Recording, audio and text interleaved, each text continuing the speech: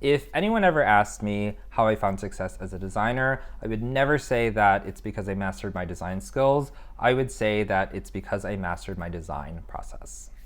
Hey friends, welcome back. I'm Tirso. There are two things to focus on when it comes to your design education. I would think of this like a tree. You have the parts above ground that everyone can see, which are your design skills and your design process. Then you have the roots, which people can't see. That is creating a portfolio, job prep, and networking. You do need both, so I'll cover both. This is part 2 of my no-nonsense guide. Let's go to design school without going to design school. I basically created one giant checklist for everything you learn or should learn when you go to design school. Don't be overwhelmed, just do what you can. People definitely don't talk about this enough. When I'm talking about craft, I'm not talking about graphic design as a craft. I'm talking about the craftsmanship in your work. The best designers have impeccable craft. It is about precision, attention to detail, and the care you bring into every project. When you obsess over the details, you start asking the right questions. Instead of asking, should it be bold or should it be light, you react to your design and consider, is it too bold or is it too light? Do you add another element or do you remove one? All of these start to bring finesse into your work. As designers, we need to be perfectionists because clients are paying for us to execute flawlessly. Mastering craft not only elevates your work, but it takes it from functional to exceptional. The design process is the foundation of graphic design.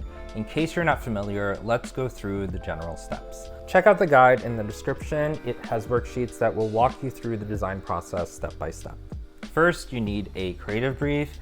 In design, there is always a client, so we need to know what we're designing, why we're designing, who we're designing for, and the context for the final deliverables. This helps provide you direction. Next is a brainstorm. Brainstorms allow your mind to go pie in the sky. Your ideas should effectively have no limits, and also don't edit anything.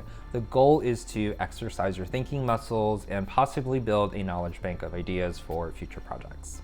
After the brainstorm is the research phase. This is actually 2 parts. You do the research, which consists of finding inspiration for you to come up with a visual for the project, somewhat of a mood board.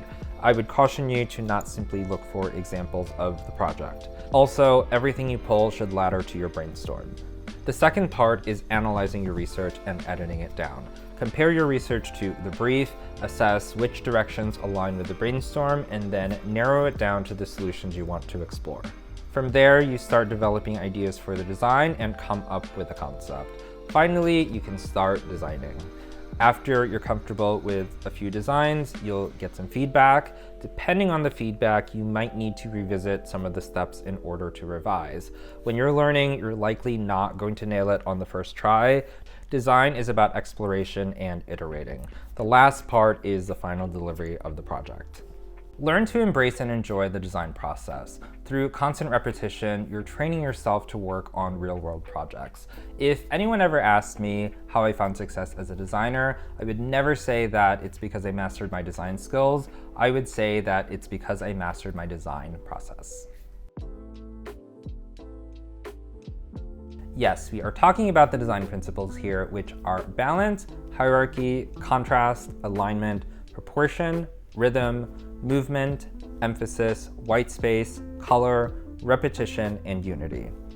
I think it's debatable on how many design principles there actually are, but that covers most of it. On top of that, you should also learn the Gestalt principles, which are proximity, common region, similarity, closure, continuation, figure ground, symmetry, and order.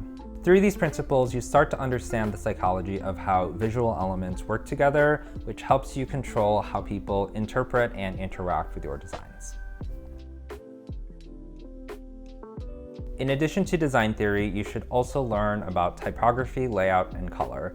These are the minimum requirements for any design job, and you need to be proficient in each. There are no shortcuts when it comes to learning typography. You just have to put in the work. A great place to start is probably type anatomy, and then shift into typesetting, which includes proper kerning, working with rags, etc. I do have a video on basic typesetting. There is a link in the corner. Once you're comfortable learning how to typeset, you can shift into experimental typography and then go crazy with it. For layout and color, you can ease those along the way as you work on projects. I would look into art history. On that note, if you ever have creative block, the design periods can be a nice library for inspiration. If you're not familiar with the design periods, here is a list. We have the Victorian era, arts and crafts, Art Nouveau, Bauhaus, Constructivism, Futurism, Dada, Art Deco, Swiss poster design, Realism, Late Modern, Punk, Neo-Modern, and Minimalism. Here are the different graphic design apps. I'm going to say this very matter of fact. If you want to be a print designer, InDesign is required. Photoshop and Illustrator are a bonus. If you want to be an interaction designer, Figma and XD are required. It depends where you end up working, but if you know one, it's easy to learn the other. And then again, Photoshop and Illustrator are a bonus. And that's it. The more skills you bring to a job, the better, but mastering the minimum requirements is how you get yourself into an art department. If you haven't learned any of the design apps yet, that's okay, because now you can choose wisely. Here is a running list of the pros and cons. Adobe InDesign is the industry standard for print. It is the most robust tool for advanced layout and typography. It can handle everything print, from posters to magazines to interactive PDFs, even packaging. It is not ideal for digital design unless you are extremely experienced and understand all of the requirements. Figma and XD are the industry standard for designing websites and mobile apps. They have robust tools specific for UX and UI design with their artboards for responsive design. They also offer prototyping and animation tools. The best part of Figma and XD is that they're both collaborative, meaning multiple people can work on the same file at the same time. Figma has the additional benefit of it also being web-based. Both are not ideal for print design. Then you have Adobe Photoshop. Hands down, it is the most powerful photo editing tool in the world. It can handle just about every type of image file. You can use it for basic adjustments like cropping and resizing, or for advanced techniques like image compositing, masking, retouching, and color correction. It is specific to photo editing and manipulation, not ideal for design overall. It is also not ideal for vector-based graphics, because you have Adobe Illustrator. Illustrator is great for using vector-based graphics, which allows you to scale them infinitely without losing quality. You can use it for logo design, icons, illustrations, and even infographics. It is not ideal for photo editing or layout design. It's also not ideal for using images, since images are pixel-based. There are additional apps like After Effects, Premiere Pro, and Bridge. Some of you may need them depending on your project needs. I didn't include them here because they're not specific to graphic design.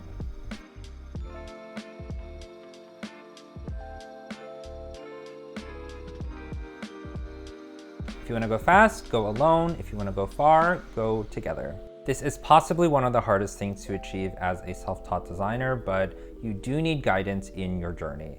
A mentor can help answer questions that the internet can't. They can also help provide you feedback regularly so you have a baseline on where your work stands.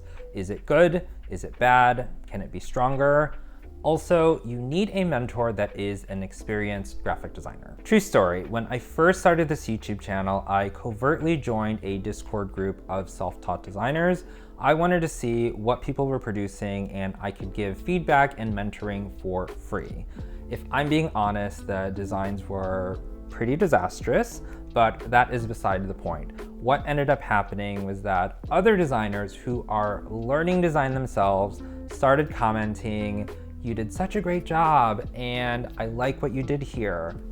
I couldn't then be the person to give true criticism after they received positive feedback. So I highly recommend that your mentor is someone who is experienced. In design school, there is quite a bit of job prep, which includes how to curate your portfolio and also learning how to talk about your work. I do actually have a video on how to talk about your work. If that's helpful, there is a link in the corner. One other thing to focus on is your resume. I say this all the time, it is required for you to list typography as a skill. The issue with the resume is that you cannot hide if you have bad typography because we can see it on the resume.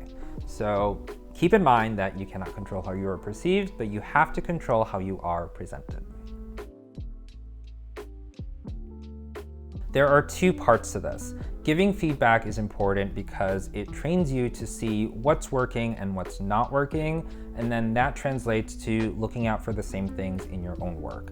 When you become an art director or a creative director, half of the job is providing feedback to your team, and you do have to do it in a constructive way so you can encourage stronger work. Conversely, we need to be able to receive feedback without getting defensive and translate that into producing stronger work. I know we're super close to the work we produce, but sometimes you just need to hear that the work isn't good. It is not a bad thing. If anything, it helps build a thicker skin, because I can tell you right now, a client has no problem telling you that your work sucks. And then we contemplate why I became a designer in the first place. My advice before you even start networking is to make sure that your portfolio is as strong as possible so you're ready for opportunities. People want to see your work, and you can't say it's still in progress or I'm still learning. You want to have the conversation that I am a designer and I'm looking for work. I don't have a concrete way for you to build a network. I built mine very organically. I do have a video on how that happened, link in the corner if you're interested, but a network is extremely necessary. A lot of opportunities come from who you know versus what you know. All right, that is part 2. How are you feeling? Everything I laid out is close to a replica of what design school has to offer. Again, you do need to focus on both parts of the tree, which is how you get a design school education for not design school money. I will walk you through how I would learn all of this in the next video. Drop any comments below, check out those videos that I mentioned, and I will see you in part 3.